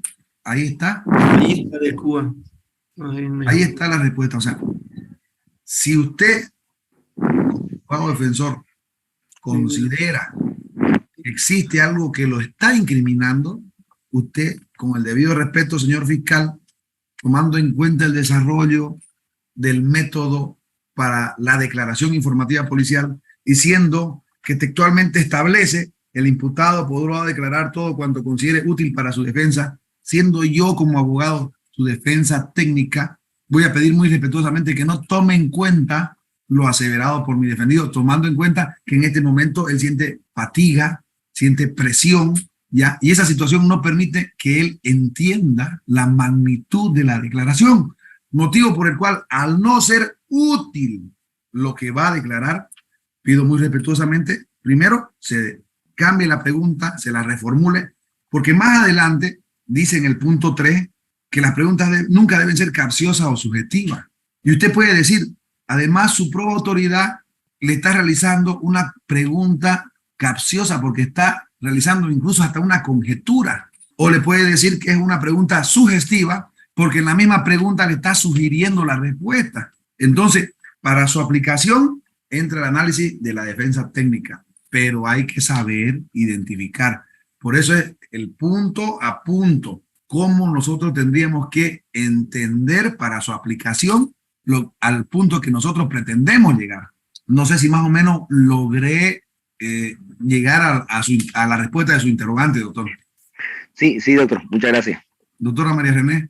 Una consulta, doctor. Es cierto que muchas veces sucede que se llaman a las personas en calidad de testigo, dicen, ¿no? Pero después muchos de ellos pueden pasar a calidad de investigado, ¿ok? A mí me tocó asistir a un cliente que fue a declarar en calidad de testigo y sin embargo el fiscal que estaba a un lado del asignado al caso, que preguntó un par de cuestiones o le decía al asignado, pregúntele esto, pregúntele lo otro. Hubo bastantes preguntas en que querían más o menos hacer pisar el palito a mi cliente. Yo intervenía y le decía, doctor, con el debido respeto, la pregunta es reiterativa, le decía, le está reiterando lo mismo, porque es como que lo estaba induciendo a que responda lo que él quería. Entonces, el fiscal me dijo, que para empezar yo no tenía por qué intervenir como abogada, él estaba en calidad de testigo, que lo deje responder. Y yo le dije, bueno, lo que pasa es que si ahora que está en calidad de testigo usted le está haciendo estas preguntas, muy probablemente luego pase a estar en calidad de investigado, precisamente por las respuestas que puede obtener de él. Y aún así él se negó a que yo le siga cortando la forma en que le estaba preguntando. Bien, es algo muy real lo que usted dice, cuando toca asumir defensa de un testigo. Cuando el fiscal hace, vamos a suponer que está el fiscal presente en la declaración del testigo, porque muchas veces solamente es el policía, no hace falta que esté el fiscal. Pero vamos a suponer que por la importancia del testigo, el fiscal está. Y sí surgen palabras que son sugestivas o preguntas capciosas o reiterativas para tratar de inducir al momento de la declaración. Pero hay tres cosas que nosotros no podemos pasar por alto. Si nosotros vamos a asistir a un testigo, lo peor que vamos a hacer es ir o llevarlo a declarar sin haber tomado las previsiones del motivo por el cual está siendo citado, primer punto, sin haber tomado las provisiones de los escenarios de las preguntas que le van a realizar, segundo punto, vinculadas a su participación o no, y tercer punto, sin enseñarle a decir su verdad. Porque algo que es muy poco razonable desde mi perspectiva es que se lo haga declarar como testigo y que él no sepa para qué está yendo. Yo generalmente como abogado he hecho ese análisis y casi siempre está vinculado porque ahí dice dentro de la investigación realizada de Julano contra Sultano por tal delito. Ya. Ahí uno dice, o es de descargo o es de cargo. Pero ya el testigo ya sabe a qué está yendo. Si el testigo se convierte después en imputado, también sabe a qué está yendo. Es para mí no razonable, no lógico que el testigo vaya con total desconocimiento, porque no existe una citación que diga, a no ser que sean las citaciones policiales esas de conciliación, que solamente dice se lo cita y se lo llama y para que venga, nada más. Pero las citaciones de la fiscalía, firmadas por un fiscal, o la citación de un tribunal de sentencia o de un juez de sentencia firmada por esa autoridad judicial, dice nombre del proceso, número de caso, la autoridad y el lugar. Entonces, con esa información, uno ya tiene conocimiento. Entonces uno tiene que preparar a su testigo. Yo le aconsejo, si no lo preparan a su testigo, no vaya a ver qué pasa, porque a lo mejor lo frega al testigo más bien. ¿Ya? Ese es un elemento que yo generalmente aconsejo. Y no le estoy diciendo bajo ninguna perspectiva, ni siquiera de análisis o interpretación, que usted le enseña a mentir. Ojo, no. Usted tiene que tener una comunicación con el testigo a ver qué pasó. Usted le entendió, entonces usted transmítale la información necesaria para que lo que él le hizo conocer a usted se pueda entender por el fiscal, por el policía y por la parte contraria. ¿Por qué motivo? Porque muchas veces pasa que la persona que está declarando o que va a contar su versión, a veces es timidísimo y no sabe cómo decir su verdad. A veces utiliza mucho el lenguaje corporal, se pone así, son muy tímidos, no hablan, hay que sacarle con pinzas las palabras para que él pueda hablar o ella pueda hablar. Peor ahora, digamos, si estamos vinculando esa declaración de testigo a personas que son menores de edad, que tienen perspectiva de género, mujeres maltratadas, que pueden ser también otras víctimas de un supuesto agresor. Entonces, bajo esa perspectiva, nosotros tenemos que enseñarles a establecer los parámetros de su declaración vinculadas a que sean lo más claro posible. Esta situación va a permitir que durante ese desarrollo él tenga esa capacidad de entendimiento para no generar un argumento o una declaración que sea contraria, porque ahí es donde viene el tema de que de testigo se convierta en imputado, ¿ya? Entonces uno tiene que aprender a hacer ese análisis comparativo. Si cometiste el hecho, si se te va a ampliar, entonces tiene que ser serio. Uno tiene que realizar ese análisis para poder hacer la diferencia y que obviamente cuando uno utiliza su participación como abogado durante la declaración de un testigo, uno tiene la obligación, sin el ánimo de entorpecer el trabajo policial, sin el ánimo de contrariar la labor fiscal, de que muy persuasivamente, por eso utilizo yo el tema persuasivo, puedan materializar que contenga ciertos aspectos que ustedes quieren que se inserten en la declaración. Por ejemplo, si estaba fatigado, por ejemplo, si sintió presión, por ejemplo, si durante su declaración habían otras personas que estaban en su entorno, por ejemplo, si no lo dejaron acompañarlo como abogado, también que conten acta. Está mi abogado, pero lo dejaron afuera, que conten acta, hay que enseñarle eso. ¿Tiene algo más que agregar? Esa pregunta siempre está para los testigos. Sí, que mi abogado me acompañó, pero el policía no dejó que entre. Eso no le voy a poner, le dice el policía. Entonces hay que enseñarle, entonces no lo voy a firmar su declaración porque yo estoy diciendo eso y usted no está poniendo lo que yo estoy diciendo. Si es obligación de usted, y eso hay que enseñarle. El policía y el fiscal tienen que poner la declaración es libre y espontánea. Y usted tiene que enseñarle al testigo o al imputado que el fiscal y el policía tienen la obligación de poner lo que él está diciendo. En el momento que le diga, no voy a poner eso porque está acusando a otra persona, pero es mi declaración y usted tiene la obligación, dice el procedimiento, si es imputado, podrá declarar todo cuanto considere útil para su defensa. Entonces, no le queda otra al fiscal y a la policía que dar curso y ponerlo, insertarlo. Entonces, lo contrario es no voy a firmar la declaración. Entonces, cuando usted va a la audiencia cautelar, ¿y por qué no firmó la declaración? Y la fiscalía dice, es un acto de obstaculización o es un acto de fuga porque no quiere darle viabilidad y no quiere someterse al proceso, numeral 4 del 234. ¿Cómo? Es mi declaración informativa. ¿Cómo que no quiero someterme? No voy a firmar esa declaración por el simple hecho de que no ponen lo que yo estoy declarando. Yo no voy a consentir ni voy a convalidar actos ajenos a mi declaración. Entonces, va a haber una discusión, porque esa situación, en caso de declararse probada o fundada, sí o sí va a generar responsabilidad disciplinaria. Y esa responsabilidad ya es sujeta a proceso disciplinario ante el DGP en la policía o ante la autoridad sumariante en el Ministerio Público o ante el Consejo de la Magistratura, si es que lo permite el juez del control jurisdiccional. Por ese motivo es que uno tiene que tener una charla previa para generar los marcos de posibilidad de lo que, o los escenarios que le puede pasar a la persona que va a declarar. Doctor Eugenio. A diferencia de una declaración de un imputado, a diferencia de un testigo, podemos ver de que el testigo se debe regir de acuerdo a lo que establece el 198, 193 y última parte. Con relación a lo que decía la colega que me antecedió en el uso de la palabra, de que si el testigo en una audiencia de declaración donde obviamente no está, digamos, obligado a presentarse con su abogado, pero también eso tampoco no está prohibido, porque en ninguna parte de los 442 artículos del procedimiento penal establece si debe o no debe estar acompañado de un abogado. Independientemente de eso, si le hacen pregunta incriminatoria, el 193 última parte, si me permite, dice, el testigo no podrá ser obligado a declarar sobre hechos de los cuales puedan surgir su responsabilidad penal. En ese entendido, si se le está haciendo una pregunta incriminatoria a mi testigo, podríamos nosotros utilizar como medio de defensa el 193 última parte. ¿Me corrige, doctor? Totalmente de acuerdo, totalmente en lo cierto y correcto, ¿ya? Pero solamente una pequeña observación. Ese acto procesal está vinculado durante la declaración de juicio oral. Obviamente, por una cuestión de analogía, se puede aplicar durante el desarrollo de la etapa preparatoria o preliminar durante la investigación.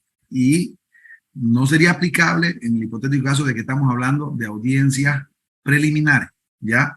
Esto sería en un desarrollo de juicio ordinario. Solamente esa pequeña aclaración, porque tenemos que identificar los institutos procesales y su etapa diferenciada. Nada más. ¿Alguna otra observación? Bien. Decía el doctor Cande que iba a leer la segunda parte, los últimos 3 parágrafos del artículo 95, si es tan amable para avanzar.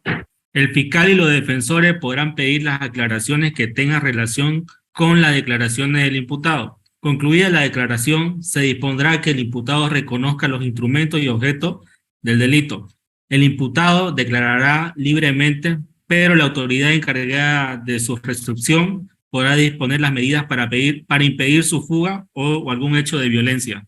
Si ustedes se dan cuenta, dentro del desarrollo de esta misma declaración, acá hay 3 hechos de connotación en estos últimos 3 parágrafos, que si todos son unísonos a lo que pasa realmente, van a observar que son vulneratorios al derecho a la defensa. Durante el desarrollo de la presente clase, dijeron, la doctora que al inicio tomó la palabra, dijo, usted no puede incidentar, le dijo, por ejemplo.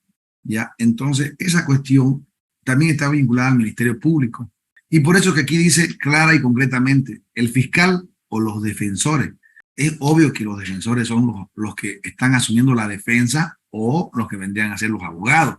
¿Por qué esto tiene directa, digámoslo así, vinculación al inicio del artículo 95 cuando dice el imputado podrá declarar todo cuanto considere útil para su defensa? Porque ahí es donde nosotros tenemos que saltar a demostrar que han habido hechos que fueron preguntados de una forma tendenciosa, subjetiva o capciosa.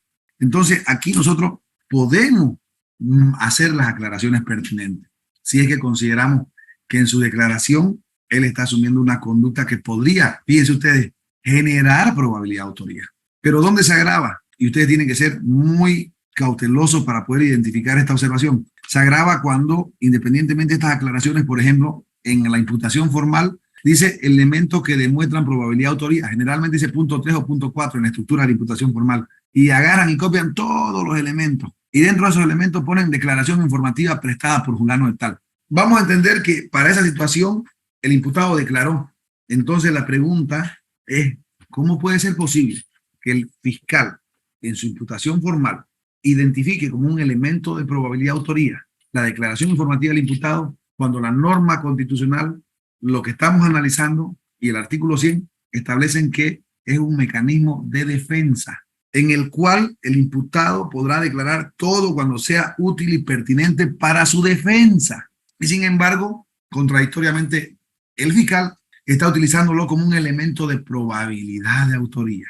¿Hay agravio o no hay agravio? ¿Hay una errónea aplicación o interpretación de este procedimiento o no lo hay? Entonces, ese análisis también es un sustento normativo que permite establecer que se está inobservando conforme lo establece el artículo 100. Y si ustedes se van a ir dando cuenta, el desarrollo de toda esta secuencia de actos permiten establecer que el incumplimiento de lo que vamos analizando genera inobservancia a este capítulo 2 íntegro, que tiene que ver a la declaración informativa policial vinculada a hechos preliminares, ¿ya? O audiencias preliminares. Y la segunda parte, que nunca se cumple. Así se lo digo. Acá en Santa Cruz, nunca se cumple. En Tarija y en Chuquisaca, sí se cumple. Por lo menos consta en el acta. Se olvidan acá que dice, concluida la declaración, se dispondrá que el imputado reconozca los instrumentos y objetos del delito. Vamos a hablar de un accidente de tránsito o de un asesinato, para hacerlo más puntual. El accidente de tránsito tiene que haber con lesiones o con muerte, tiene que haber un vehículo. Vamos a hablar de un arma de fuego, ya sea arma blanca o un revólver, en un asesinato. Fíjese usted la magnitud de lo que dice y no se cumple. Concluida la declaración, dice, se dispondrá, o sea, el policía y el fiscal, que el imputado reconozca los instrumentos y objetos del delito. O sea, le tienen que exigir, tiene que constar en el acta. Algo que muchos los abogados en Santa Cruz dejamos pasar es la ausencia de identificación de los elementos materiales durante el desarrollo de la declaración informativa policial. Es decir, le toman su declaración y no le muestran absolutamente nada. Si es un machete, si es un cuchillo, si nunca le dicen en el acta, ¿usted reconoce esta arma? ¿Usted reconoce este cuchillo? ¿Usted reconoce este vehículo? ¿Usted reconoce? No hay eso, no existe. Y sin embargo, por eso es que esto es un medio de defensa. Porque el tipo va a decir, no conozco nada de eso, no es mío. Ya es un elemento que se debe tomar en cuenta. Porque resulta que en su casa, fíjense bien cómo podría tener una connotación. Estamos hablando de un asesinato y en su casa pillan un arma. El tipo estaba en una fiesta, hay un asesinato, alguien va y le pone el arma, la induce a la policía, van y buscan a su cuarto, la pillan el arma y precisamente es el mismo arma con la cual se percutó o se mató a una persona. Y si no se toma en cuenta esta parte del documento o de la norma procesal, él no tiene la oportunidad de decir, no sé qué hace eso en mi cajón, no sé qué hace eso en mi cuarto, no es mío. Entonces, ¿esto por qué está inmerso en esta norma procesal? Porque rige el principio de presunción de inocencia, no de presunción de culpabilidad. Aquí, cuando se está investigando, no es para decir, venga para adentro, vamos, y después investigo. No, es sabio el procedimiento cuando bajo el precepto constitucional de presunción de inocencia, la fiscalía o la policía tienen la obligación de decirle, oye, esto es lo que hemos investigado. ¿Sabes algo de esto?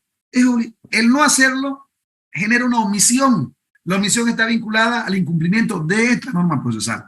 Por eso es que el artículo 100 dice la inobservancia. Fíjense ustedes la trascendencia que tiene lo que les estoy diciendo. Entonces, con esa perspectiva, ustedes van a generar, bajo cualquier parámetro de defensa, una duda razonable.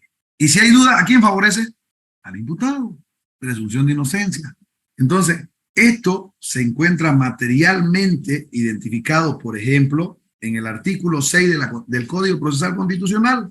No es que yo me lo estoy inventando, pero es para que lo tomen en cuenta como parte de su argumentación. ¿Alguien lo puede leer el artículo 6, por favor? Si es tan amable, el procedimiento penal. Artículo 6, presunción de inocencia. Todo imputado será considerado inocente y tratado como tal en todo momento, mientras no se declare su culpabilidad en sentencia ejecutoriada. No se podrá obligar al imputado a declarar en contra de sí mismo y su silencio no será utilizado en su perjuicio. La carga de la prueba corresponde a los acusadores y se prohíbe toda presunción de culpabilidad. En el caso del rebelde, se publicarán únicamente los datos indispensables para su aprehensión. Fíjense ustedes bien cómo dentro del marco de lo que tendría que ser íntegro, sistemático, nosotros venimos ahora a calzar, a complementar, a apoyar todo esto que estamos revisando. O sea, precisamente las observaciones que analizamos, cuando dice el imputado podrá declarar todo cuando sea útil para su defensa, ya viene casado y vinculado a que no se puede obligar a que el imputado declare en su contra. Ya viene casado a que la carga de la prueba le corresponde a los acusadores. Ya viene casado a que todo imputado será considerado inocente. Entonces, no es algo subjetivo que yo le estoy diciendo, apréndanselo por obra y gracia del Espíritu Santo. Es algo que procesalmente se encuentra identificado, taxativamente establecido en el procedimiento penal, pero que nosotros, como vínculos de defensa, tenemos la obligación de generar ese puente o ese vehículo para resguardar este derecho. Por eso es que yo quiero que vean la trascendencia en un delito así de esa magnitud. La ausencia de esto, que dice el artículo 100, y aquí voy a ser reiterativo, porque ustedes tienen que captarla, genera un defecto absoluto, que el mismo procedimiento dice, ante el incumplimiento de las normas de este código, dice. Y yo les estoy demostrando con este código lo que nosotros vemos muchas veces que es arbitrario y ilegal, pero que lamentablemente por ausencia de argumentación o carga de fundamentación vinculada a ese mecanismo de defensa identificando esta norma procesal, no se realiza, porque podemos pensar principio iuri novi curia, dame los hechos, yo te daré el derecho, dice, y que es el juez el encargado, pero ahí entra la ponderación de derecho y la víctima también tiene derecho, ¿no? Entonces, necesariamente nosotros tenemos que ser mejor que los abogados de la víctima para poder generar en el pensamiento, en el análisis, certidumbre de la fundamentación que el juez va a realizar para tomar una decisión, ya sea estableciendo el defecto o ya sea rechazando el defecto denunciado. Para ir concluyendo, jóvenes, vámonos directamente. Leámoslo, por favor, doctor Candia, el artículo 96, varios imputados. Existiendo varios imputados, estos prestarán sus declaraciones por separado. Se evitará que se comuniquen entre sí en la excepción de todas ellas. Ya, esto es muy importante y es un elemento que también puede ser utilizado y aquí la vamos a parar por el tema de lo avanzado de la hora. Uno, en un, creo yo, 50% de los procesos en general, 50% son un imputado y el otro 50% son varios imputados, de 2 a más imputados. Ya lo que no se toma en cuenta es precisamente este artículo. ¿Por qué? Aquí clarito dice, prestarán sus declaraciones por separado, dice. Y cuando uno va y entra y lamentablemente uno convalida, está ahí el imputado escuchando lo que dice el otro. Ya vos primero, vos después. Incluso, lamentablemente, no sé si a ustedes les ha pasado, cuando se hace alguna observación o hay algo relevante, todavía le preguntan ahí, delante del otro imputado, le preguntan, pero si vos acabas de decir lo contrario, así como careándolo, y por eso vamos a llegar al careo, pero ya el día de mañana.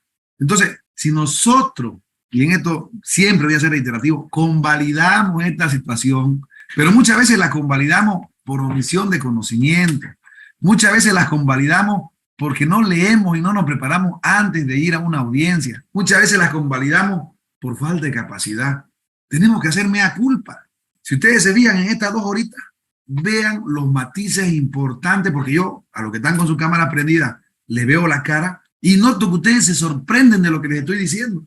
Entonces, con esa percepción, ustedes, si se contaminan de ese conocimiento, van a poder, primero, demostrar una actitud positiva, que va a ser arrolladora. Segundo, capacidad, lo que genera respeto. Y tercero, como resultado o como conclusión, le van a dar atención y prioridad a lo que usted pregunte. Porque si ustedes no hacen el preámbulo de lo que precisamente les estoy diciendo, demostrando que sí manejan el tema, que sí conocen el procedimiento, que sí han leído todo el capítulo 2 del 92 al artículo 100 y no le demuestra que lo saben al fiscal, cuando ustedes quieran interrumpir no le va a dar la palabra.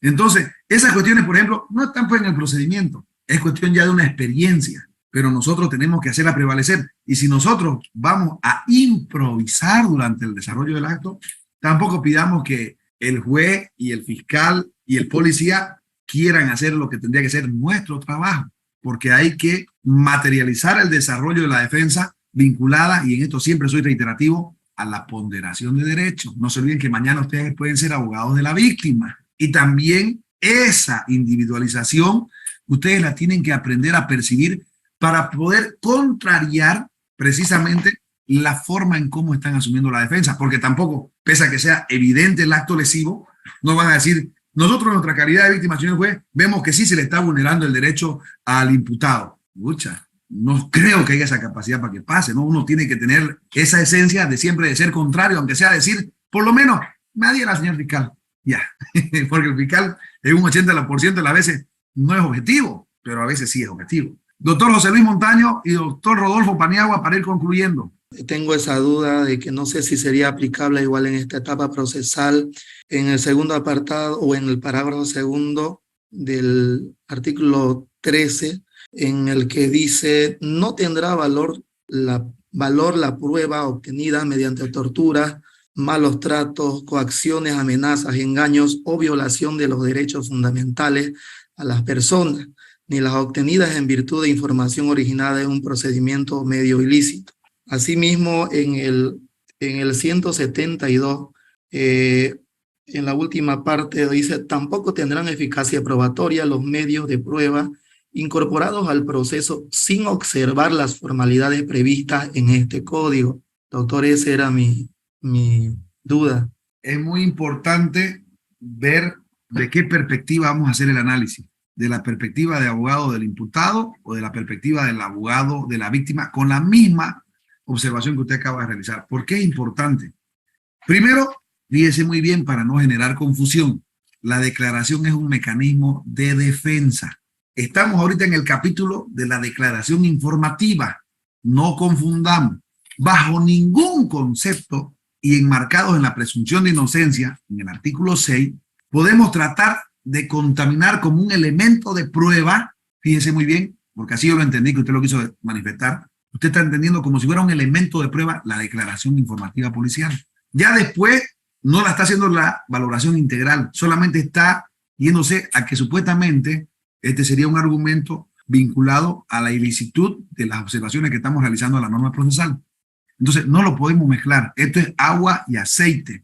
La declaración del imputado en el hipotético caso, y esto sea muy importante, tómenlo en cuenta, de que sea tomado como un elemento probatorio, únicamente puede ser para la defensa, como un descargo, no así para prueba de cargo. Y es por eso que yo di el ejemplo del procedimiento abreviado. Aún exista la aceptación de un ilícito para evitar el juicio, el procedimiento abreviado establece que tienen que haber elementos de prueba.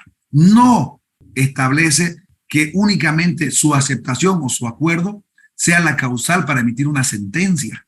Entonces, por ese motivo, no se puede, bajo mi criterio, puede ser que esté equivocado, pero en mi percepción, identificar como un elemento de prueba de cargo la declaración informativa policial por el sustento legal que yo le estoy transmitiendo y que quisiera que también lo analicen desde la perspectiva en el planteamiento que estamos realizando. Doctor Rodolfo Paniagua, para concluir.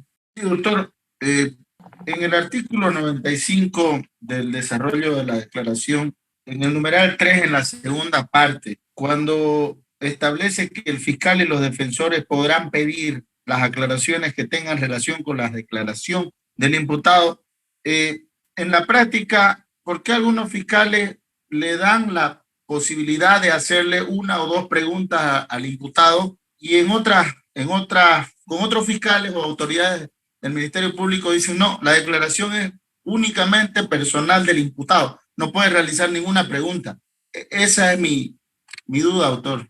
Principio de convalidación, usted lo está convalidando. Por eso que usted tiene que manejar el procedimiento, no de memoria, pero sí en el entendimiento de su aplicación favorable para la defensa. Y ahí usted interviene como excelente profesional diciendo, la observación está radicada en la aplicación del artículo 95 del Código de Procedimiento Penal, ¿ya?